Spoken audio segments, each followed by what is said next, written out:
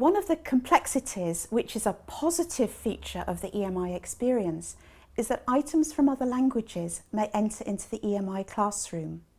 We do not take EMI to mean monolingual. We rejoice in the multilingual backgrounds of our students and use their language resources in a positive way. Students may find that a word or phrase from their mother tongue expresses precisely the idea they wish to convey, and they then use it, especially if speakers of their first language are present. Then it is necessary to translate or otherwise explain to other members of the group who do not share this language what they mean and make it clear what is being referred to. Dealing with translated expressions and talking about how they may be rendered and shared in English is another aspect of the EMI classroom which as a teacher we need to be aware of.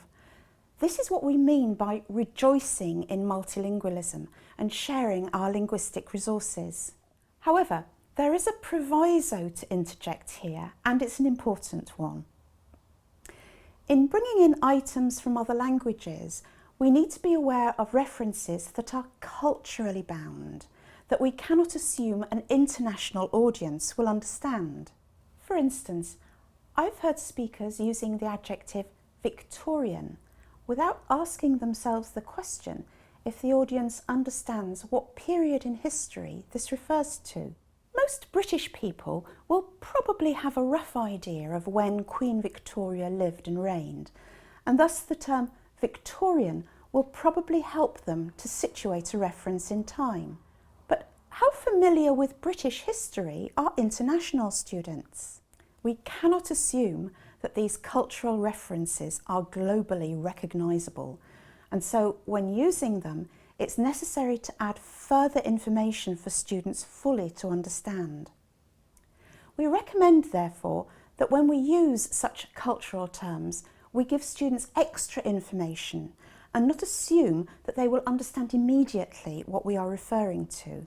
A phrase such as "in Victorian times" would benefit from further explanation, such as "in Victorian times," that is, when Queen Victoria was on the throne of the United Kingdom, and the reference is then clear. Imagine too if a speaker used the term Elizabethan. Does this refer to the period approximately 1560 to 1600, when Queen Elizabeth I was on the throne of England? Or is the speaker using it to refer to the reign of the present Queen, Elizabeth II, who has reigned since 1952 to the present day?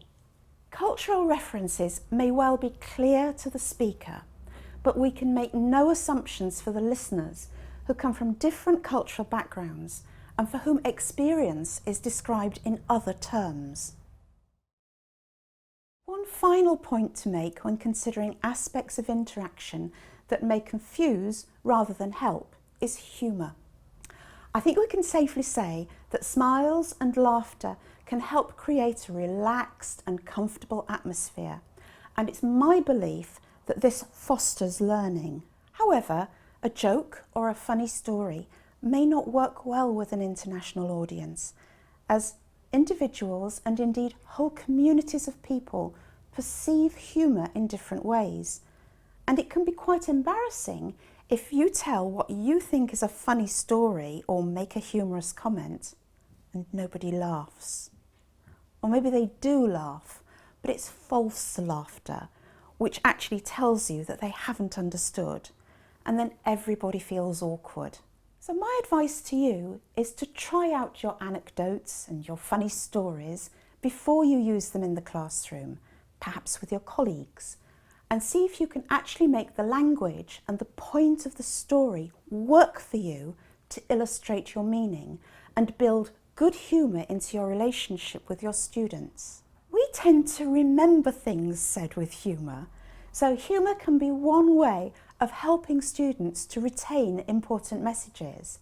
But please think carefully if your funny stories enhance your meaning or in fact confuse it.